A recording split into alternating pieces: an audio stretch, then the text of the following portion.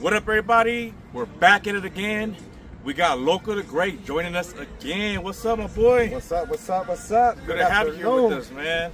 Yes, sir. And this time he's going to tell us his life growing up, his struggles, and where he got his name, Loco the Great.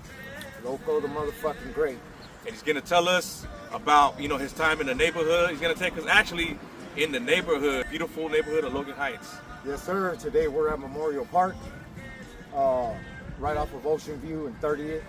I used to pretty much live right across the street, so this park brings back a lot of memories. Hell yeah, so you don't want to miss this. Follow us all the way through. We're going to take you into the neighborhood of Logan Heights. Yes, sir. Like I said, once again, thank you for coming back, man. And, tell us about your life growing up, man. So, growing up, it wasn't always easy, especially coming from where I come from. From the time that I remember, my parents didn't have a lot of money. We pretty much grew up in Logan Heights, 33rd and K to be exact. That's where it started at. We moved around San Diego, but most of my life, we didn't have a lot of money. Thank God for family, though. At that time, my family was united. We were tight. You mess with one of us, you mess with all of us. But it was a struggle, man. To be honest, it's that's why I say it all the time. I should be dead or doing life in prison. But it was a struggle, But if I can do it, anybody can do it. That's right. So where were you born and raised? I was born and raised in San Diego. Pretty much all my life. When I was a kid, we lived in Logan Heights.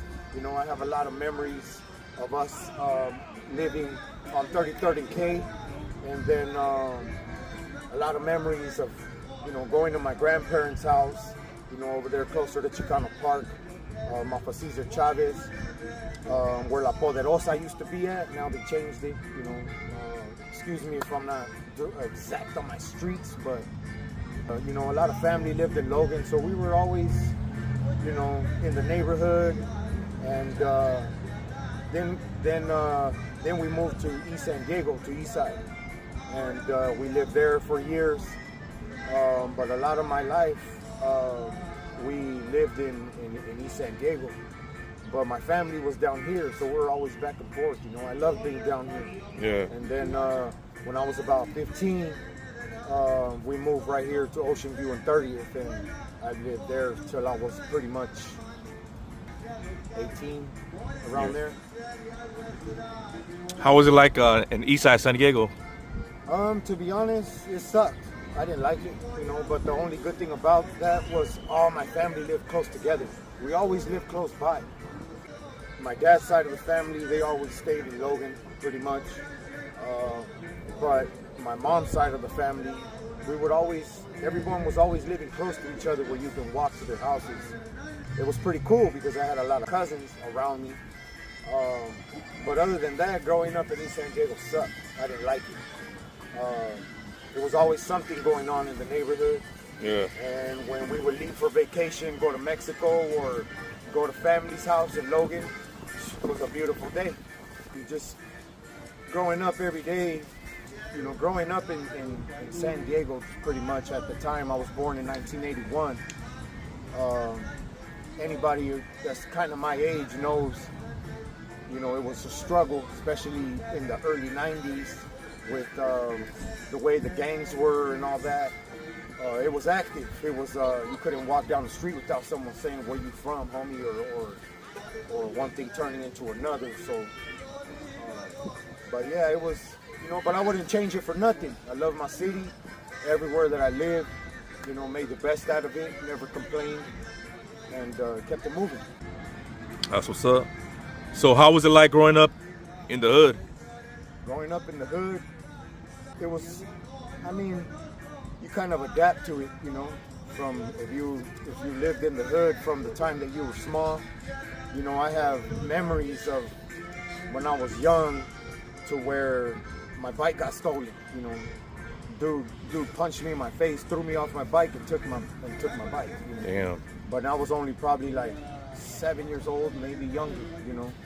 My God, that's young. So, you know, I have memories of when my family and we lived on 33rd and K, of my mom, my uncles, my aunts fighting with the Crips, you know. That would happen frequently, but at times there were rumbles where there was like 15 on 15, or I remember my mom, my aunts fighting guys, you know. So growing up in the hood was pretty rough, man. Like, you know, it's not for everybody, you know. Yeah. To be honest, it's either gonna make you or it's gonna break you, or you're gonna get wrapped up in all the bullshit going on, and you're gonna join a gang. You're gonna end up on drugs, you know. That's all there was in the neighborhood, you know. Just a lot of, you know, it was a lot of bullshit going on, you know. But the way we were raised in the neighborhood was kind of different, because my mom was from a gang. She was from 33rd. My dad was from 30. My stepdad was from Red Steps. All my uncles, you know, from 33rd. I had uncles from Red Steps. So it was, you know, it was. We were raised that way, like, you know, when you're a kid and you're, you know, that's kind of how I wanted to be a gangster, you know. But by choice, and because everybody around me, the choices they were making, and it was like I was learning from their experience, I was learning from their mistakes, you know. And all the knowledge and shit that they would kick was priceless, you know. It's not everybody grows up with people like that around you. OGs, like I'm talking about your big homies. You know, Yeah. Like, not you, but you know, just yeah. Speaking in general, yep. Yeah, but yeah. So I mean, you know, it was. But then it was rough growing up. But then it was fun. You know, when I got to a certain age, it was fun. You know, because I wasn't always Loco the Great. You know. I remember getting picked on when I was a kid, you know. I didn't like to fight, you know. And when that changed was from 8th grade going to 9th grade. That's when my life turned around. And it was fun, you know. Now I was fighting back. Now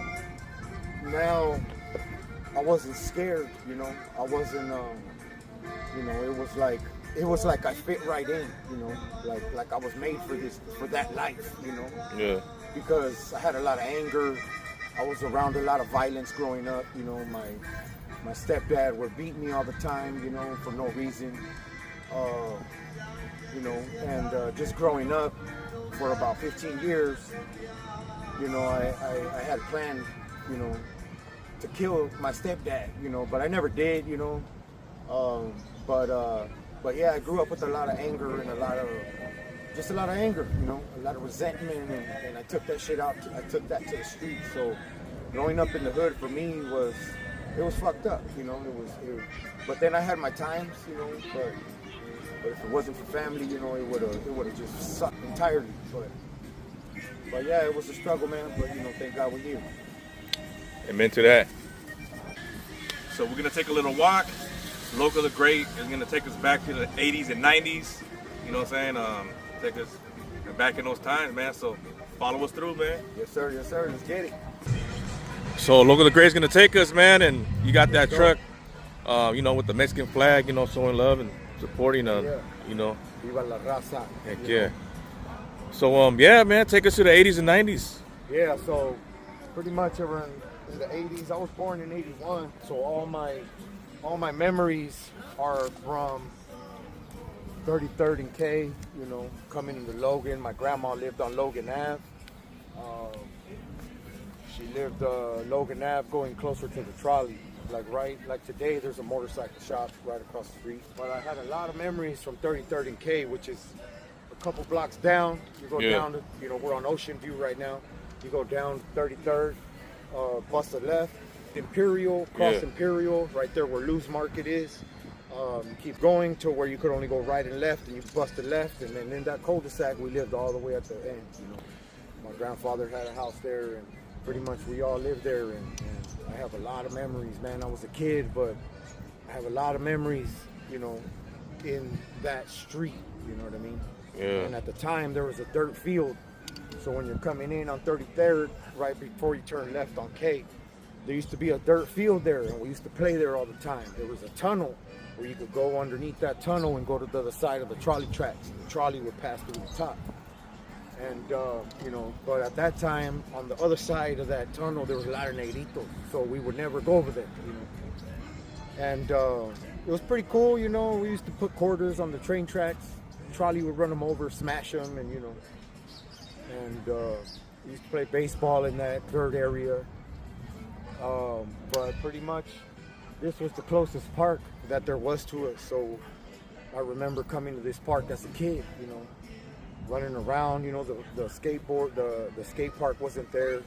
You know, the playground was different, way different. You know, it's pretty cool though. They modernized it. It looks nice. You know, they remodeled the school. You know, I didn't go to Memorial, but I went to Martin Luther King Elementary.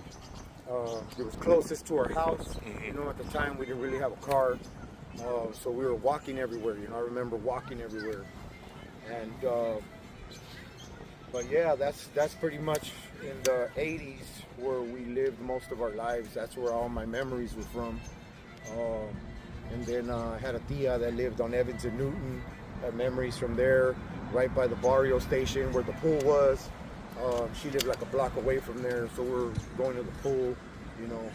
So pretty much growing up in the 80s, I grew up with my stepdad in my life. So I thought my stepdad was my father. Because when I was 2 years old, my real dad, Diablo from 30, he went to prison. He went to prison for 7 years, and my mom and him separated. So his parents lived where La Poderosa used to be at. They used to be green apartments where they had an higuera. An higuera was those figs, the higos that grow on the trees, and that's how I remember, because I used to climb them and eat them all the time. But, you know, that I don't really look at them like grandparents, because they were, well, at the time as a kid, yes, but now as an adult, you know, it's kind of different. But they were really strict, you know. So I would escape, you know, and when they would want us to sit there and watch, you know, old people shows, I just run out that back door and I'm hitting the street. You know? But yeah, so I have all my early memories, you know, were here in Logan, you know. Not until probably 90s, the early 90s, maybe even 89, we probably moved to East San Diego. Probably 80, 90. We're always moving around. It was weird. There was a time where in the 90s we probably moved like 5 times, you know. Yeah. And but that's, you know, I didn't know what was going on. You know, parents on drugs. You know, it was, you know, we were kids. But yeah, all my memories from the 80s were in Logan. You know, yeah. All my family was from Logan. I got pictures when I'm a kid, and they're making me throw up Logan and shit, you know. But, you know, my mom has all of those pictures, and I don't really speak to my mother. She's still alive, but I don't really speak to her. You know, she was from 33rd, you know. But growing up, you know, that's kind of why I wanted to be a gangster. You know, at one point in my life, I wanted to be from Logan. I didn't know that my real dad, Diablo from 30, was my dad until I was about 12 years old, maybe, you know. So I grew up calling my stepdad Dad, you know. And so it was, you know, life was kind of weird for me when I found out that, you know, he was my stepdad, and, you know. But yeah, man, it was great growing up in the neighborhood at the time, because I had a lot of family. And you're a kid, you know. When you're a kid, you don't give a shit. All you want to do is play, have fun, and be with friends and family, you know. And most of the time it was family. You didn't really know what drugs were at the time. And then about in the 90s, we moved to East San Diego. I say probably either 89 or 90. We moved to East San Diego, and we lived there for about a year or two. Like I say, a year, and then we moved to TJ. We moved to TJ, and we lived at it's a colonia called Cañon Johnson. And that's where my stepdad's parents had a house. So we were struggling at the time, you know. My parents were doing bad, you know, and I remember catching them smoking something. You know, they had a piece of foil. they had a piece of foil and a straw, or a pin. It looked like a pin, and they were smoking, and I was a nosy ass little kid, I was smart, so I think now as an adult, that's why we moved to TJ, and we lived in TJ for probably a year, and then came back. And but during that time when we lived in TJ, I went to Low School or Perkins. I don't remember at the time what the name of it was. So I went to elementary school there, and then I remember going to elementary school, Euclid Elementary in East San Diego. During that time, so I went to like 2 different schools at the time, and then when we moved back to San Diego, we moved to East San Diego. So I remember going to school over there, but in the 90s, early 90s, living there, it was kind of weird because I had, uncles and shit that were from Logan, but just growing up in that neighborhood was, you have probably, I don't know how many ethnicities, like different races, it was always something, it was always something. So that's when I started noticing, the struggle in the hood, because when you're really a kid, you don't give a shit, So in the early 90s, that's when you really started noticing the gang banging, the gangster lifestyle, But we were poor, so I couldn't really dress a certain way or how I wanted to dress. So, we couldn't afford Nike Cortez, and I would wear a lot of Chucks, because at the time they were like $23, with hats like $25. I remember that. And then, so what I would do is I'd try to get my little hustle on, help uncles, aunts, and try to save my money so I could buy Nike Cortez or whatever, 'cause that was just how we grew up. And, but in the early 90s, it was, we lived in East San Diego, and I didn't move to Ocean View and 30th right here behind the gas station. I didn't move there until I was about 15, 16. And then we moved out of there. Well, I moved out of there. I got kicked out when I was 17. I was 17 years old, fresh out of high school, because when I graduated high school, I was 17. I didn't turn 18 until that September, so I was always the young one. All my cousins, they were a little 2 years older than me, 3 years, 4 years older, and that's pretty much. I had a few cousins my age that would kick it, rest in peace to my cousin Julian Santiago, you know what I mean? We used to call him Pumba. He got murdered in East San Diego, so that didn't happen till 2010 around-ish, but we'll get into that later. Yeah. But yeah, man, growing up in the hood was good, when you were a kid, but once you get to that age where you really start knowing what's up, and to me, I wasn't a tough kid, I was always scared, because of the things that I would see in my household that were traumatizing, Yeah. But from 8th grade going to 9th grade, we were living in East San Diego, and that's when my life changed, because I was about 14. I don't think I was even 15. I started working, that summer I worked roofing with my uncle. The summer before that, I had got abandoned in Mexico. So at the time we were living in East San Diego, right off of Menlo and Polk. And my parents lied to me and said, you're going to Mexico, because my grandfather had a ranch out there. You're going to Mexico for vacation with your grandparents. When my grandparents wake up 2 days later and say, we'll see you later. We were told to leave you here with your uncle, because I had an uncle that lived there. My uncle was from 33rd as well. Yeah.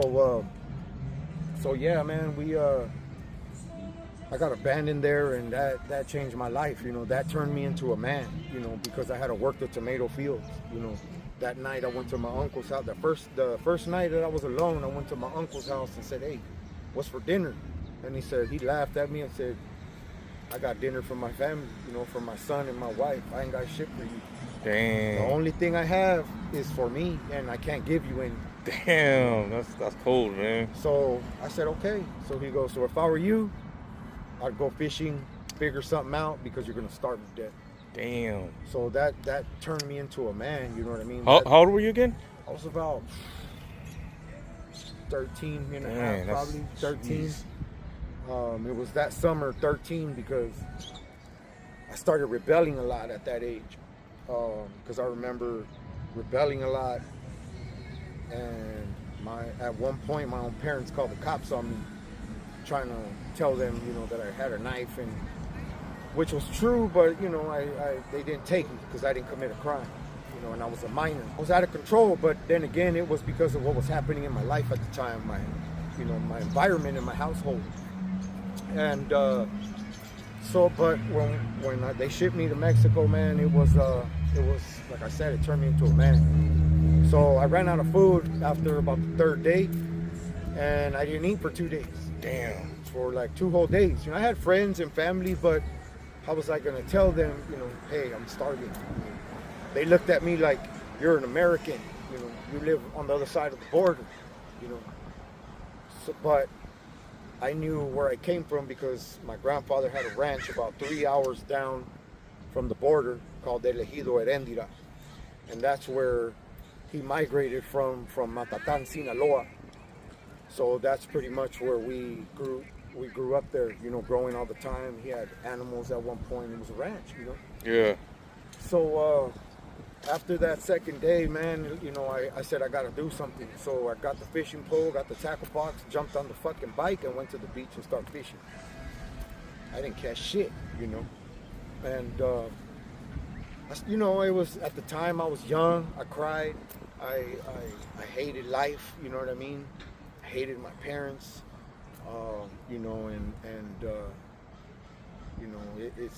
it was, let me take it back a little bit. 3 years, when I was about 10 years old, thought about suicide. You know what I'm saying? I thought about killing myself because of the way life was at the time. And the things that you go through when you start thinking like that, That's why when you hear someone say that they want to take their lives, it's a serious issue. Maybe all they need is someone to say, hey, I'm here for you, or, So that's why I'm always open to people, even on Instagram or just in life. If I hear someone talking like that, I try to help, because I've been there, done that, but I only did it once and never did it again. Yeah. So when I was 13, I was in Mexico. So this is kind of where I get, I'm alone, I'm fishing, I'm starving. Again, I would think like, what if I just jump in the water, or like, God, please take me, And then it was kind of crazy because God kind of answered my prayers, I'm looking at the sky, God, take me, I'm gonna die from starvation. And a friend pulls up and says, no, you're fishing in the wrong spot. Let's go over here.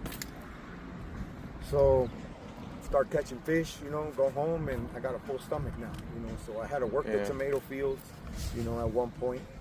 So when I came back to San Diego, I was an animal, I was already drinking, I was already snorting cocaine, and Cocaine? Oh yeah, and drinking tequila, homemade tequila over there, and you're in a rancho, you're in Mexico, so I kind of adapted to that lifestyle. So how was cocaine like? I mean, how was that like for you? To be honest, I was a kid. I never really knew the effect of it because I was always so fucking drunk when over there that I was always so drunk that never really, they told you, they would just tell me, damn, you're an animal, you were snorting this and doing that, and whoa, so, you're kind of, I don't really remember how it was at first, but that wasn't the first time that I had actually done like a hard drug. I was probably like 9 or 10 years old, and my parents had left a bag of some white substance in the refrigerator. Yeah. So I'm going to school and I find that bag. So I take it and go to school. I tell my cousin, look, I got some cocaine, Scarface was out. We were watching Scarface. We knew what cocaine was, That's straight OG right there. That's a straight classic. Oh yeah. So that was a role model, growing up in the hood, Scarface, because he lived in poverty and gave, he was born nothing and became Scarface, you know. But yeah, so I took that bag to school, and me and my cousin got high, you know. Well, you know, I didn't sleep for 2 days, probably 3 days. You said cocaine, or what about? At that time, I believe it was crystal. I didn't know what it was. I thought it was cocaine. Oh shoot! So that was the first time I ever did anything like that. So when I was in Mexico, you know, I was start drinking heavy. You know, I was by myself. You know, I was pretty much, nobody was there to tell me when to don't do that. So over there it was like no holds barred, you know. Because my uncle that lived there used to live here, you know, in San Diego. And, you know, things happen and now he's in Mexico, you know. But he was here, you know, he was from 33rd. And like I was saying earlier, my family would always get into it, you know, with the Crips and stuff. So my uncle would put me in situations, you know, in the ranch where I had to defend myself, where I had to fight, you know. And then I started looking at it like he would tell people like, hey, like go test my nephew, you know? And I would have to fight, you know. So it was pretty fucked up, you know, because he was my uncle, you know. Yeah. But it made me a man, because when I came back, homie, like, I came back a totally different person, you know. So that's when I went and worked roofing and made some money. And I started dressing like a cholo, you know. Fucking size 42 Ben Davis. Oh, I remember that, yeah. Fucking the white stripe, the white striped shirts. Yeah. I don't know what they call it. Oh, Charlie Brown's? Yeah, the Charlie Brown. Yeah, I used to wear that too. You know. All that good stuff. So that lasted for about 6 months. And then one day I came home from school and I was like, I opened my closet, but I mean, I was working. So I mean, I had money, but that's how I started dressing like that, because my parents didn't have money to buy that type of clothing. And plus they didn't like it. You know, my stepdad was an asshole, you know. He was a gangster himself, so he wanted to keep me away from that. He wouldn't even let me hang out with my own cousins, you know, because my cousins were already fucking around, you know. Yeah. And so is there anything else like you tried PCP, anything like that? Yeah. At one point in my life, yeah, you know, I was young. I was young. The first time I smoked PCP was in Mexico. We were down there for vacation. I was probably about 15 years old. And how was that like, man? PCP, I mean, I never tried it, man. I just heard like to be makes honest, you like the first Superman. time I hit it, I loved it. It made me feel like Superman? Like Superman. Damn. You know, it made me feel good. It made me feel like I could take on the world, you know. Yeah. And at the time, you feel like it was you against the world. So but the reason why for me, I loved it, was because I had people around me that I grew up, you know, around, my uncles, my aunts, that would always talk about smoking PCP. And I would hear the stories of the blacking out and not remembering shit, and then I remember the stories of, I took 1 or 2 hits and I had the best time of my life. And I'm like, ooh, I want the best time of my life. So Yeah. when it came to my turn, you know, that's what I did. I hit that shit 1 or 2 times, and I hit it twice, and I had the best time of my life. You know? But I also remember having to carry people, you know, having to babysit, and it was pretty like, damn, like, so I seen both sides of what that drug did to you, you know. So then when I came to the United States, when I came back, I go to vacation all the time, Easter, Christmas, every holiday would go to Mexico. So that time that I got abandoned there and then came back, that's when I totally changed, and that's when I knew what cocaine was, and just, you know, so my life changed, you know. Now I adapted to that lifestyle as you know, in the Chicano, in that gang culture, in that that's what it was. You know, it was like we were born into this life. You know, so yeah, man, it was PCP was something else because I loved it. You know, Yeah. I smoked PCP before I started smoking crystal. You know, and I even have memories of right here where I used to live right here on Ocean View and 30, right behind the gas station in the alley right here. You live over there? Yeah. I like 2 houses behind the gas station. I used to jump the fence at nighttime, sit right there and smoke a wet, you know what I mean? Yeah. Or smoke a lovely, you know, which is weed and PCP. Man, and take us over there, man. And then, so I would jump the brick wall and then go back in the house. You know, I would stay outside for a little bit because I knew I smelled, and like I said, growing up around it, even my mom smoked PCP, so she was the one that always knew when I was high, you know. And so when I lived here, there was probably a handful of times where I would walk in through the back door, and she would look at me and be like, "Mira cómo andas, pinche araña fumigada, like look at how you are, like a fucking, like a poison spider." Oh man. And I'll just look, and I don't remember, but she would say, "Why don't you go in the backyard and fist fight the brick wall?" That's crazy. So I don't know what it was, but I would go and do it because my mom was telling me to do it. Damn.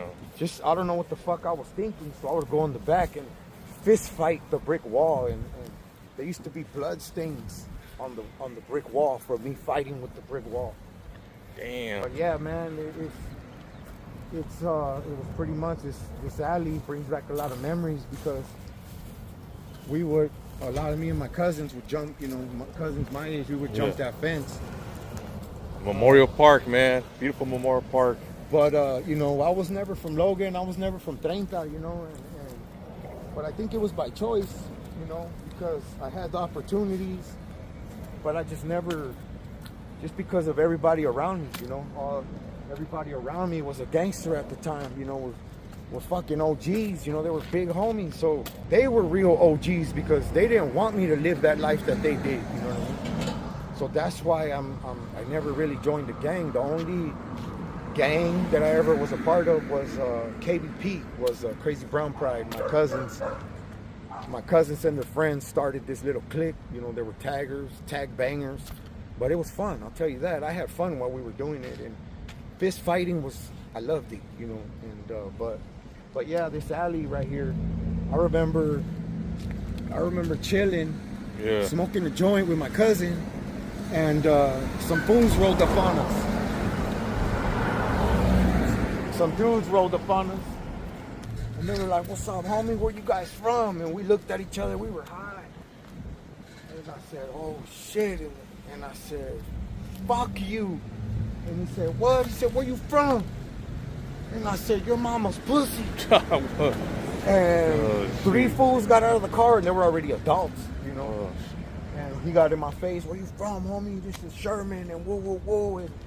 And bow, he socked me in the face, you know. But they were grown men, you know? Yeah. Damn, how old were you?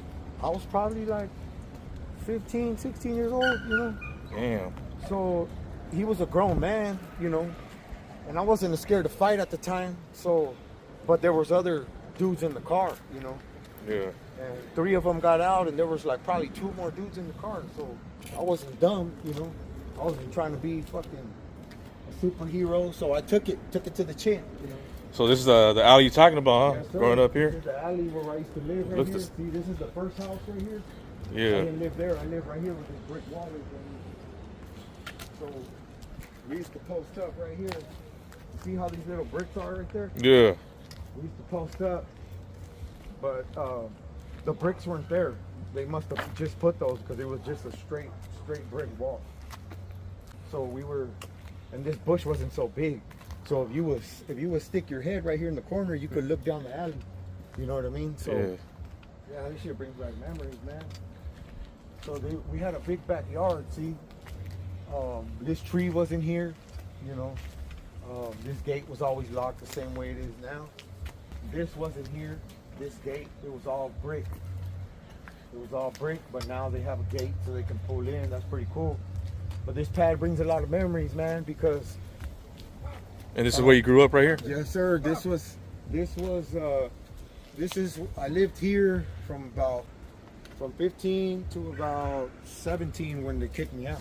Yeah. But I have a lot of memories here, you know, in this alley, you know what I mean? Fucking around, you know, especially in this house, you know, because my stepdad would knock me out, drag me out the pad and lock me underneath there's like a little basement underneath where you can probably stand like this, and that's where we had our washer and dryer. So one day I woke up, this fool had knocked me out. I woke up and I was locked in there. He locked it from the outside, so I couldn't get out, you know. And that's when I started working out, doing push-ups, doing my little routine that, you know, I learned from everybody, you know, around me. Yeah. Push-ups, you know, sit-ups, you know, the shit they do in the pen, you know, the little routine they do. So you said KBP. What does that stand for? That was Can't Be Faded, Crazy Brown Pride. Yeah. You know, that's what that standed for. But they were how should I say, they weren't really a gang, you know. I remember at one point there was probably like 30 of them, you know. So the march pretty much just like just tagging and stuff like that. Yeah, but there were, to be honest, there were gang banging too, you know, and Tag bangers. oh yeah, you know, it was on and cracking, you know, like, and you know, there was even one point in my life where pretty much me, a lot of family, and homies from KBP would play football against gangs, you know, East Side, you know, Lomas. We would play football against gangs, you know. We played some dudes from IE they were a homie's cousin, that they were from the Inland Empire. They came down to San Diego to Morley Field. Yeah. And we played football, and it was on, you know, smash mouth, tackle football, you know. Crazy. And but most of the time it would turn out into a fight, you know. It would, you know, because you got gang members, you know, playing football, tackle football, you know, a violent sport. Motherfuckers were getting tackled and not liking it. And me, I started playing football in high school when I was about a junior, you know. That's what kind of kept me off the streets was from ninth grade. Ninth grade, I was a total fuck up, you know, total fuck up. I wanted to join the gang, you know. That's when I really started getting affiliated with my cousins in KBP, and then I even thought about one time, you know what, fuck that, I'm joining Treinta. I'm good down with Treinta because my family, because my cousin Green, because of my tia Pinky, like, I'm gonna get down because of my dad, you know. By that time, I already knew who my dad was. So. Were you close to him? No, I wasn't. I didn't get close to him until my 20s. I was 15 years old, and we lived in East San Diego on Menlo, probably 14, 15. Because we moved around a lot. So we were staying on Menlo and Polk, and he lived on Menlo and University. So it was literally a block away. And when I seen him, I was happy. I knew he was my dad because I would hear stories. You know, people would tell me stories of my dad. I knew my stepdad wasn't my dad because when you're getting beat every day, you know that saying, get beat you like a stepchild. Don't say that shit to me because I'm gonna take it personal, you know. So, but you know, but yeah, man, after, you know, certain things happening in my life, I found out who my real dad was, and I embraced it. You know, I knew he was a heroin addict, but I didn't give a fuck. He was my dad. You know, he was from Treinta. You know, this was his neighborhood. He grew up here. I have pictures of me and him when I was like 1 year old. You know. So when I met my dad, I knew who he was. I knew where he was from, you know. And then, you know, at one point I said, man, you know, just knowing, you know, your whole family's from Logan, you know, a lot of people, you know, your parents have parties, you guys go to parties, you know, they're friends as kids, and you know, you just, so at one point I said, you know what, shit, you know, I'm gonna get down with Treinta, and I never did, you know, because of everyone around me was going to jail, to prison. My uncles were going to prison, doing 7-8 years, and you know, it was hearing their stories in prison, and you know, cousins going to juvenile hall, and you know, it was I didn't want to be locked up and shit. I didn't want to do time. And I wasn't never taught to like pull out a gun or a knife. Like, we always fist fought, you know what I mean? And that's how we grew up, you know what I mean? Being close to my dad, I didn't get close to him until I was 20, let me see, till I was 24, 25, around there. That's when I got close to my dad, because my uncle, Big Frank from Red Steps, he had just got home from prison from doing a little stretch. And I was going crazy in the streets, you know, doing my thing. Early 20s. I was already smoking crystal, fucking just running them up. So my uncle found out of the shit that I was doing in the streets and just hanging out with people and somebody just said, oh yeah, I was with your nephew, or they told him something that I did and he didn't like it because it was probably out the fucking, like, it was probably crazy, you know, and that's where Loco comes from, you know, because I will do some crazy shit, you know. And is that where part of your name comes from? Yeah, the local part? Yeah, that's mostly where it comes from. Is I was the type of person, don't fuck with me, you know. Like, I always mind my own business, do my own. Don't fuck with me, you know. But if you fuck with me, you're gonna fuck around and find out, you know. And I'd rather you not find out, because you're gonna end up in the hospital, or it could go either two ways. And I, you know, now as an adult, I'd rather avoid it because of just my experiences in life. Yeah, I didn't get close to my dad until 20-something. So my Uncle Frank took me. So when he called me and said, hey, I'm hearing you're doing this and doing that, he was living on Evans. No, he was living on Newton and Cesar Chavez, right there somewhere. So I went over there after work, worried, you know, thinking he was gonna stab me and shit, you know, fucking. Because my uncle was somebody, you know, at the time. You know, he was. And this is Frank? Yeah, this is my Uncle Frank. Your Uncle Frank? You know, he was always well respected in the streets. You know, even though that generation, to me, they struggled with heroin. You know, because my dad also struggled with heroin. That was their drug of choice, or I don't know what it was, because I smoked it one time and I didn't like it. You know, I said I'll never do this shit again. You know, so that was their drug of choice, was heroin. So. When my uncle, so my Uncle Frank pretty much had a talk with me and said, you know what, I'm hearing this and that. I don't want to see you go to prison, because that's where you're headed. And so he said, why are you acting like this? I don't know. I'm angry. You know, fuck the world, because I was never the type to tell people my business, what was going on in my household. And a lot of it had to do with what was going on in my household, why I was acting and doing what I was doing, you know. So, he took me to my tia Nena's house, where she lived on Evans and Newton, and he started yelling, Diablo, Diablo, and here comes my dad out the garage, you know, looking like a skeleton with skin, you know, because he was a heroin addict. But automatically, when I seen him, I knew that was my dad. But regardless of how my dad was, always on drugs, or the worse he was always clean cut. He was always, you know, creased up, always clean, you know, never looked homeless, never, you know, because at one point he looked fucked up, you know. So then my uncle goes, I'll see you later. So for that whole year, from that day on, I seen him every day. I stopped using drugs. He stopped using so much, and he started getting healthy, you know. He fixed his teeth, and, you know, and I have a lot of memories of, you know, me and him at Chicano Park that year, because we would walk from my tia's house on Evans and Newton to Chicano Park. Me and my dad and my Uncle Midget from Treinta. At that time, my Uncle Midget was kind of loony from all the drugs and shit, and that's my cousin Green's dad. My cousin Green from Treinta's dad. Rest in peace, my cousin Green. Oh yeah, tell about your cousin Green. So my cousin Green, he passed away in 2022. Rest in peace, my brother Green. You know, I didn't meet my cousin Green until I was probably 20, maybe a little before that. I don't really remember. It was at one of my cousin's parties, quinceañera. But my mom and his mom were close. My tia Pinky, they were close. They were always close. And but for some reason we never met, you know. But when we met, I knew why.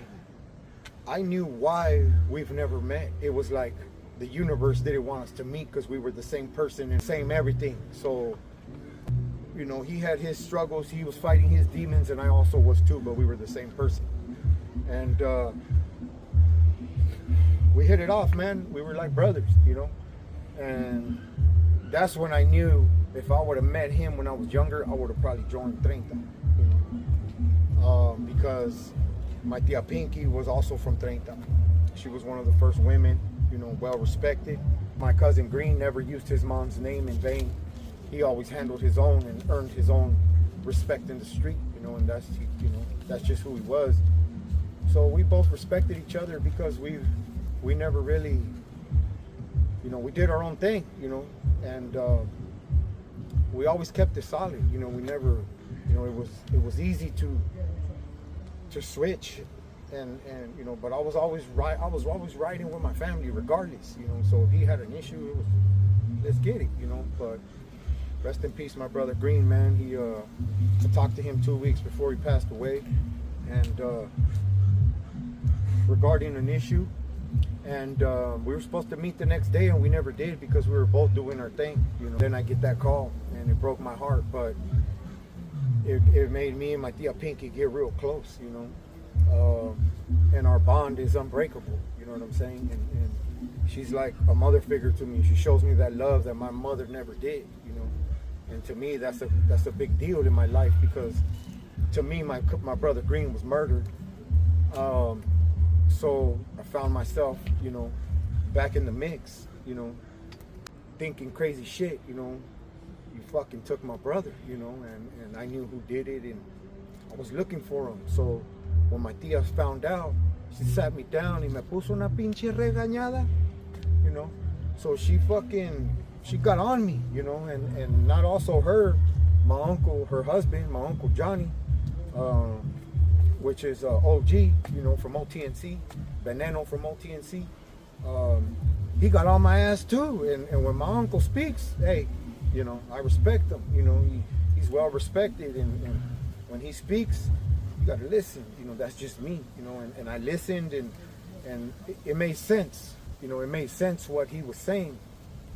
So I, you know, if it wasn't for them, I don't know where I'd be right now. I'd probably be in prison. Would you say your passing of your cousin Green, would that be pretty much your dark times? No, it was another part. It was another dark time in my life, but the darkest time in my life was in 2010. My cousin Julian Santiago was murdered in East San Diego in cold blood. He wasn't a gang member. He just had a drug problem. He smoked a lot of crystal, you know, a lot of meth. But we all did at one point. And out with some fools from Sur 13 Juniors and some rival gang from them came and stabbed and killed him, you know, in cold blood. Which growing up, we grew up by a code, you know, and you just don't do that type of shit, you know. The guy, maybe if the guy was a child molester, snitched on someone, hey, shit, fuck, you know, that was the code of the street, but that was uncalled for. So that was the first darkest time of my life, man. Like, that's when I got into drugs heavy, and I was out there fist fighting, you know, every motherfucker from that gang that killed him, you know what I'm saying? I didn't give a fuck, you know, and I came to terms with my wife that two things were gonna come out of this. Was either I was gonna end up dead, or I was gonna end up doing life in prison. And that's pretty much, that was my darkest time, man, because I found myself doing some crazy shit. Like at one point I was thinking like fucking crazy, like, you know, I really don't want to get into details, like, you know, and that transpired to me, heavy drug use, getting into shit that I've never thought I'd get into, and then when my cousin Green died, all that shit came back, you know, and I found myself, but I already had a business, you know. When my cousin Julian died in 2010, I didn't have a business yet. I was still working for someone, and still, you know, I was always working, you know, regardless. Got a taste of money. I never always had money. That was the darkest time of my life. And then I started my business. I finally sobered up 5 years ago in 2020. Started my business, my plumbing business. So I was doing good. That's what's up, man. Thank you. So is that pretty much how you manage those dark times is your plumbing business? No, to be honest, the way I managed my dark times was a lot of marijuana smoking. Oh, the Mary Jane, yeah. Yeah, and the way I coped with it was I got into mixed martial arts. So I started training mixed martial arts. I did it for 7 years, but I got really into it and learned, and that disciplined me. You know, it disciplined me. You know, it's really a discipline, the art of fighting. You know, it taught me how to walk away from shit. That's what saved me from my cousin Julian's murder, was getting into mixed martial arts. That and fighting, you know, I caught a little case and they were trying to pin some shit on me, and thank God for that lawyer, you know, thanks to that. Yeah. So, but then again, that I started using a lot of cocaine, you know. So for 5 years I was snorting an 8 ball of cocaine from 2015 to 2020. But by 2020 I was already fucked up. Like, I had my own house, you know, but still working, but I was fucked up. You know what I'm saying? I was fucked up.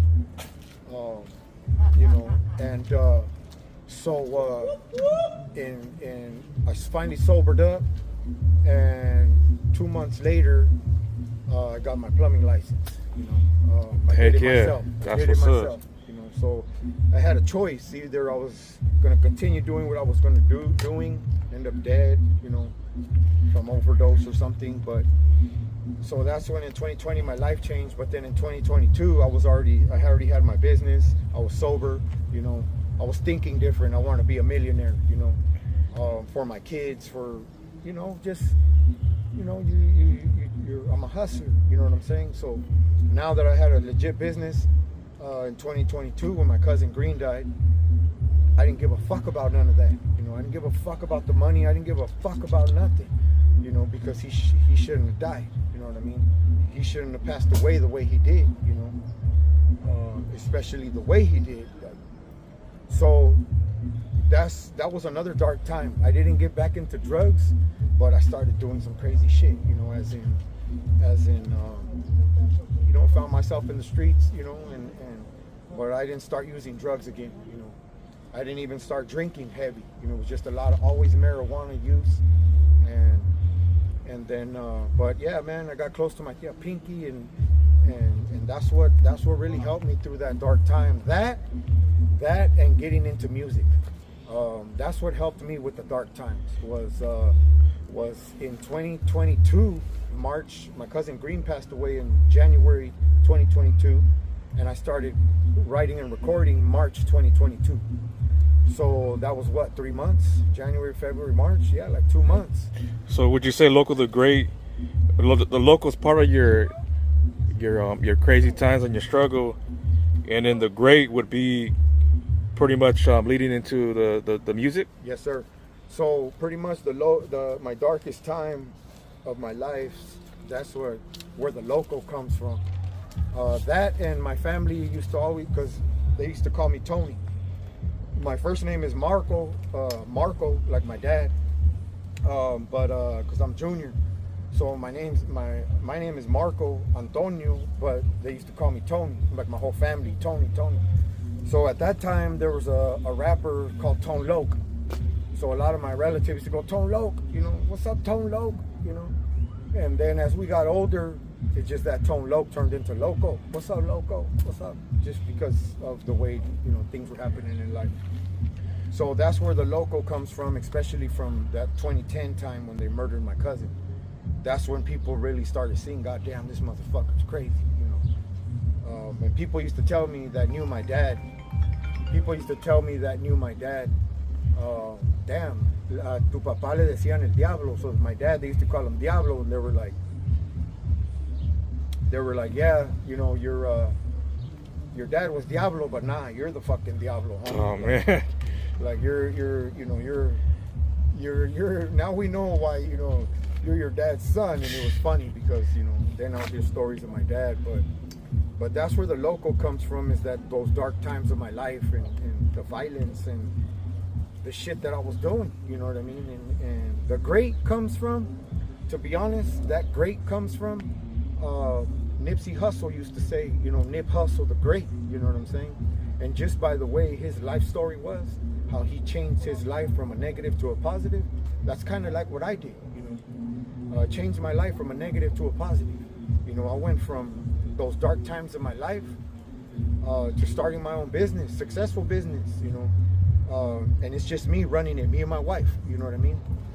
I have a guy that works with me, but pretty much I'm averaging right now about $150K a year in taxes, you know, to the government. So, you know, I look at that, I look at things different, you know, especially with what's going on right now, in the world, and especially in California with the whole migration, immigrant thing, you know, because my parents were immigrants, you know, my grandfather's an immigrant, you know what I mean? And I don't agree with it, you know, it's fucking bullshit, you know. I feel like they're targeting us because of the color of our skin, but yeah, man, that's all bad, man. I don't agree with it either. Why you passing rap? Like, what makes you want to start rapping? Okay, so just listening to a lot of, you know, growing up listening to Tupac, to just gangster rap, you know what I mean? It was always in me. The life that I've lived, I felt like listening to, especially music where, you know, they're rapping about something and it ain't true, you know, and you've lived it, those lyrics hit you different. So yeah, I heard your stuff, man, and like I said before, man, it's dope, and I can relate to it because, you know, a lot of stuff, you know, I've been through some stuff myself, and you can tell your stuff is real, man, you know. I appreciate it. I appreciate it. So that's what made me get into music, was pretty much I have a cousin, my cousin Dibs. Shout out to Dibs. He's a producer. He's rapped before. He's got some. I mean, this guy is, to me, he should be big, like one of the biggest out of San Diego. To be honest, he's rapped before. Back in the day, they had a little rap group. They were called The Campaign. It was Dips, his brother Echo Dog, and their cousin Dub Sinister. Shout out to Dub Sinister, man. And there was other guys from their group, a bunch of their friends. They used to rap, but Dips was always producing, always rapping. And is he on YouTube? Oh yeah, he's on YouTube. Dips SK, I believe. On Instagram, it's Dip619. Yeah, check him out, man. If you know who he is, if not, you know, check him out anyways. Yeah, he's got his own studio, the Side Cut. That's where I record everything. So pretty much, that's what pretty much inspired me, because I've always wanted to rap with them. I've always listened to their music, and I've always, you know, the way they do their music, you know, I've always wanted to rap with them, especially because I was closer to his brother, Echo Dog, you know. Shout out to Echo Dog. He was a little bit more my age, you know. Dips is a little younger, probably 3 years younger. But he was always chilling too. So anyway, so I knew Dips, you know, was doing his thing. He had a studio, the Side Cut, and at that time, March 2022, I was just going through some things mentally. You know, there's a song that I have called La Vida. If you look at that album, there's a clown in the middle, and there's a devil on one side and an angel on one side. That's some real shit. That's my life. That's why it's called La Vida, because I'm the clown in the middle. I've always had a conscience, you know, the good side and the bad side, and you know, that feeling in your stomach, you know, and that's some real shit right there, because I was sitting there that day, and the bad side was telling me, you know, load up that gun and let's get cracking, you know. This ain't nothing new. Let's do this, you know. And the left side was like, no, don't do that. You're gonna throw everything away. And this side's like, fuck that motherfucker. You go and hand, you know, you're Loco, motherfucker. Like, and this side is like, no, you're great, you know. You're great. You're better than that. So I hit up my cousin Dibs and I said, hey bro, I need some studio time. And I believe that was on a Friday when I called him, because that Saturday he's like, come over. So it happened quick. I had never written anything, just freestyling in the shower, you know. So I went to the studio, he played a couple beats, and I said, I like that one. And it's been on and cracking ever since. And history after that. And so now I got about 15 songs released, 15 singles, you know, and eventually I'll do an album, but you know,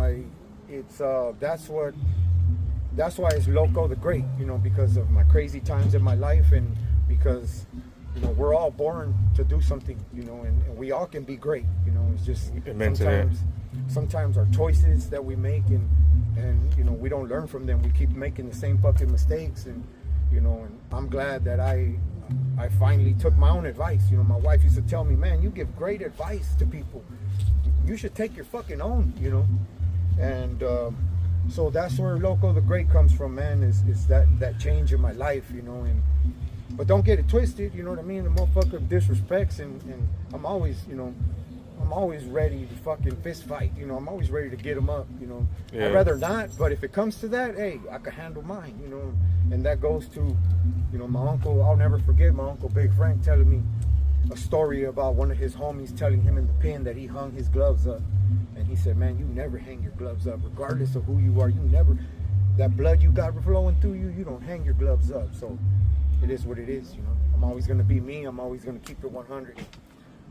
But yeah, man, that's how I got into music, was pretty much that last, you know, because death affects people different, you know, and death affected me in a bad way, man. And you know, but shout out to Dips, man, because that's where I record everything. He produces everything for me. Every beat that I rap on is his. And my record is at, you know, the side cut, you know, and pretty much he's helped me with all my music, you know. He's put me up on game, you know, and yeah, man. That's what's up. All right, I got one for you. Social media haters, are they good or bad? Shit. Social media haters. That's a good one. Yeah. Because, you know what? That's a good one because it affects people differently. Like me, when I released my first single, you know, I had a lot of haters, you know. First of all, it was like my first single. I was never planning on releasing nothing. But Dips was like, it was more Dips and my wife were like, man, your shit is pretty cracking, you know, because my wife will tell me straight up, your shit sucks. Take that shit, you know, don't even fucking bother and release that. That sucks, you know. Yeah. So it's kind of funny because I take her advice, you know, to heart. Even Dips, if Dips says it's cracking, and I'm looking at him while we're mixing, mastering it, if he's fucking jamming and he's fucking into it, it's cracking, you know. And for Dips to go, it's cracking, like, you know, that's, to me, that's it's a go, you know, let's get it. But yeah, man, those haters, you know. So when I released that first single, I got a lot of bad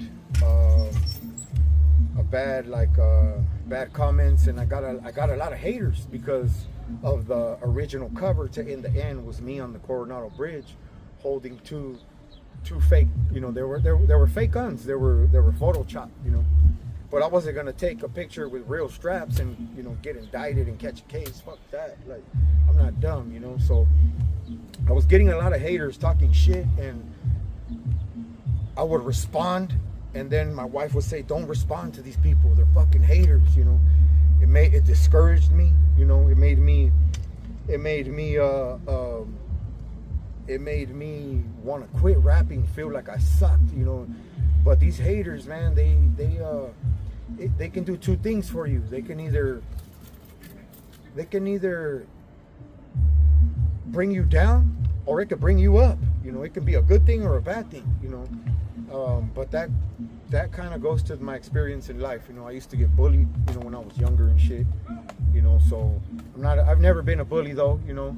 As people that know me, even motherfuckers, you know, that I chunked them with, that I scrapped with, you know, knock them down and I let them get up, and we do it again until that was it. But I've never been a bully. But is there any disadvantages or advantages of just hate, of the haters, man?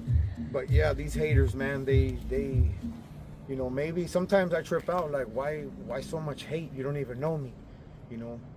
Because if we were face to face, you wouldn't say that, you know. So, you know what? It's always those people with those like no fakes accounts, man, and yeah. or like 5 followers or something like that. Yeah, you know, that's to me, it's like, damn, like, especially right now, what's going on, you know, with the whole deporting and the whole massive deporting.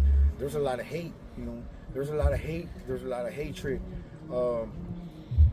And like I said, it can be bad and it can be a good thing, you know. But we got to learn to use it, and use it as fuel to fuel something else in a good way, you know, and not let it bring you down, not let it make you hate someone, and make you understand that hating like these people is fucking like there's no point for it. Like it's gonna make you look like them. You know, when you read a comment or you're looking at something that someone's saying, you're like, you fucking hater. You know, like you don't even know me.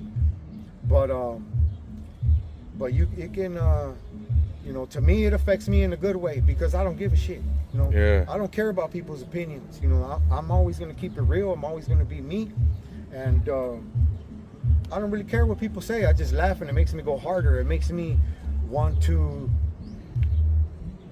prove the world wrong. You know, yeah. Believe it or not, man, I get hate too. I bet. It's funny, you know, because I get a lot of numbers, man. I've reached already in the millions, man. You know, on all platforms. Thank you for all the platforms that I have, and I've been checking out your videos. They're pretty cool. You know, it's I you know, I fuck with it. That's why when you hit me up and said, hey, I want to interview you, I said, let's get it. I appreciate that, man. I'm not the type to do a video like this or an interview, you know, and I probably will never do another interview again, you know, to be honest. Regardless of how, if this rap shit gets bigger, you know, I don't really care. That's not why I do this rap. I don't do it for fame. I don't do it for money, you know. You hear that, guys and girls, you know, like it's probably going to be, it might be the last interview, so, you know, hope you guys appreciate it. You know, he came out here, man, and showed up, man, and I appreciate it, and I'm sure people that are viewing this are gonna appreciate this. And me, I could touch a little bit on the subject of hate. To me, you know, I just think if you got no hate, you ain't doing it. You're doing something wrong, man. If you got 0 comments, man, you ain't doing something right. So honestly, it also helps me with the algorithm, man. Like, cause if once people, you know, put in a lot of comments, good or bad, that algorithm, man, it pushes my content even higher with more views. So makes you want to do better. Yeah. You know? So hell yeah, that's me too. It pushes you to you know, you turn it up a notch. Yeah. And but yeah, man, that's you know, you got to learn to embrace them haters, you know. And hey, don't block them. Let them watch. Let them watch you elevate. You know, let them watch you reach that next level. You know. You know, and much love to the haters, though. Hell yeah! Shout out to all you fucking haters. You know, keep hating. Keep hating. We're gonna keep winning. You know what I mean? Hell yeah. So yeah, man, we're leaving the alley. Yeah, we're leaving the alley. Thank God nobody pulled up on us and banged on us or something. You know, nah, there was some dude on the gaming. Yeah, he was on drugs. So just ignore him. You know, that's what you got to do to people like that. Yeah. You know, some people are just fucking ignorant, or you don't know what they're going through in life. So, you know, I tend to just, you know, I've been there, done that. I tend to just ignore them. You know, they're probably not right in the head.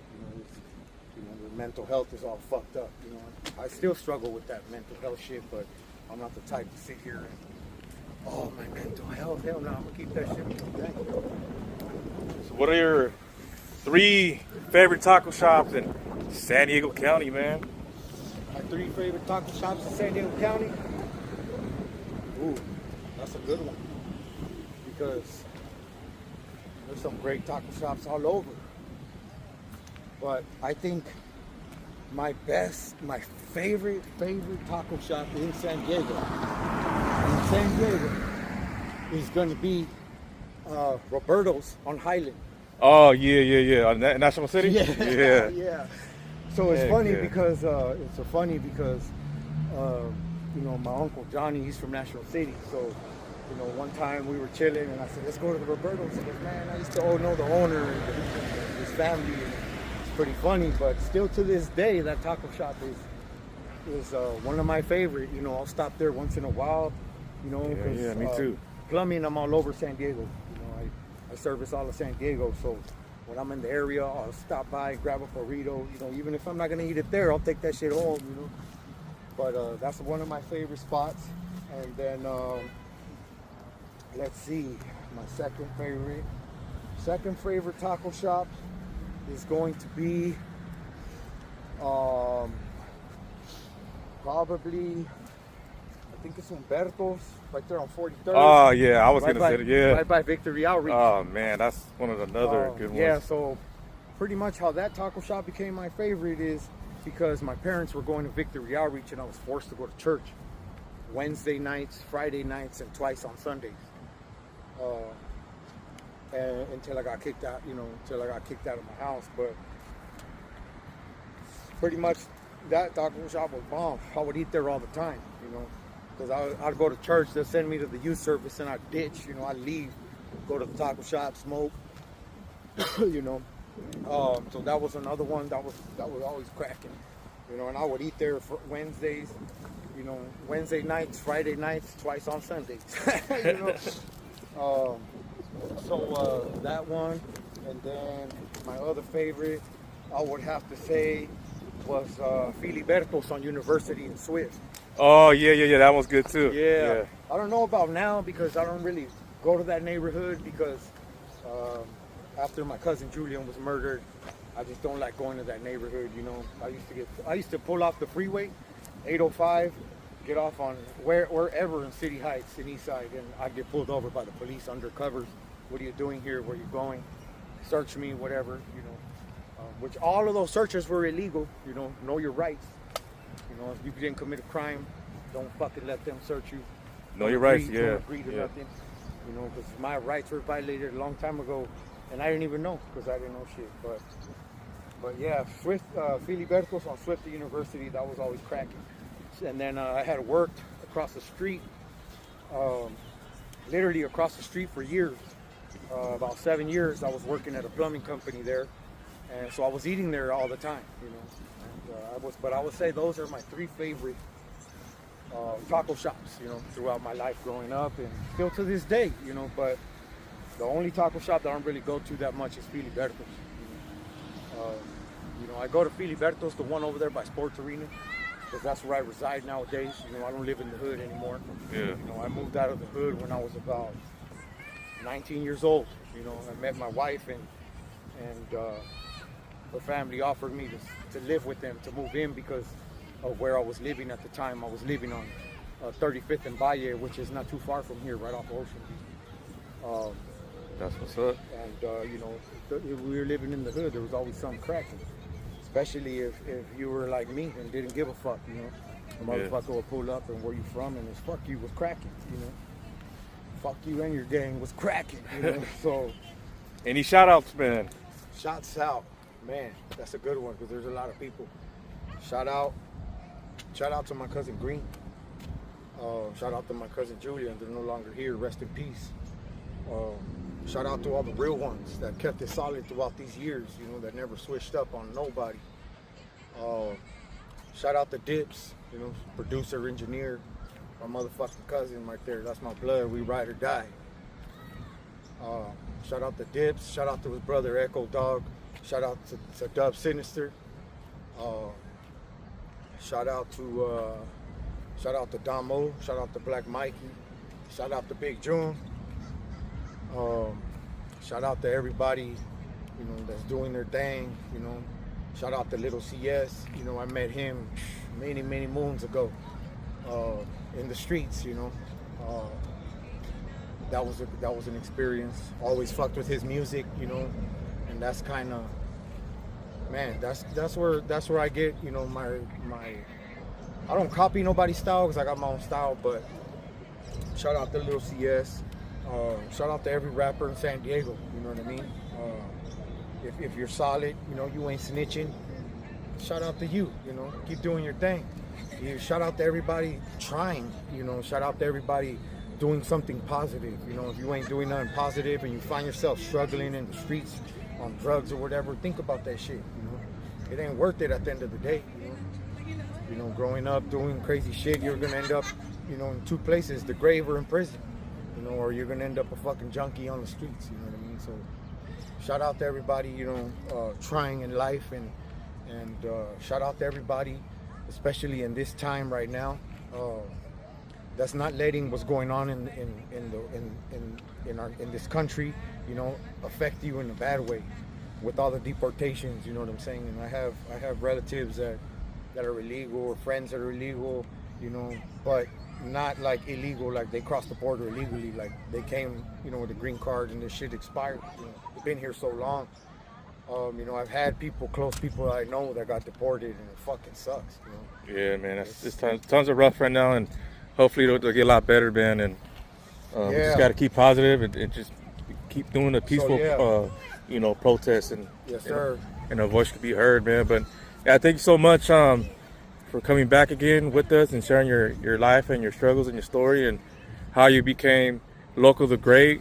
And man, I wish you much success.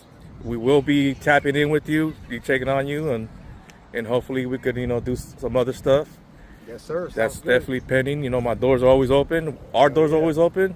I'm always open for whatever. I don't, like I said, I'm not the type to do an interview like this. I was never even going to release music. What really pushed me and said, fuck it, let's do the interview.